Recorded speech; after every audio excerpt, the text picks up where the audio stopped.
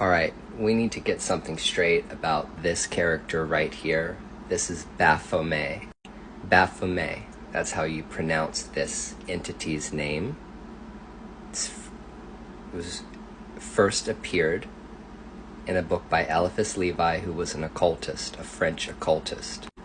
This image is a pictorial representation of a whole bunch of spiritual stuff. Kabbalah, alchemy, magic, whatever. This is not a god. This is not a horned god. This has become an egregore. What is an egregore? An egregore is a kind of entity that gets created by thought forms. The Christian understanding of Satan is also an egregore, consciousness, not an entity that ever appeared in the Old Testament.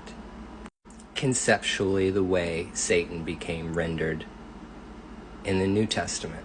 But this is not an ancient god. We need to be really fucking clear about that. This character right here, this image that people put on their altar, is not a god. It is an egregore. It is a kind of entity that was created through inspiration, that has very specific meanings, that has nothing, that doesn't really have anything to do with any of the original horned gods that pagans worshipped, or is the horned god of the witches. That is a mistake. This entity, okay, is the image that was dreamed up by Eliphas Levi. That's it. Just like Gandalf the Grey was a character that was dreamed up by J.R.R. Tolkien. Just like Superman is a character that was dreamed up by DC Comics. Superman is kind of like an entity on its own because it represents a particular thing, it carries a particular energy, and people refer to it a particular kind of way, and we breathe life into it by giving it attention and energy.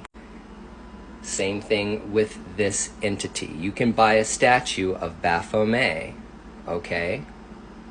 And you can put it on your altar, but it is not the same as putting an image of Pan on your altar, or Hern on your altar, or Kununos on your altar. Those were gods, Dionysus, those were gods worshipped in antiquity by our ancestors. This is not. That's the difference.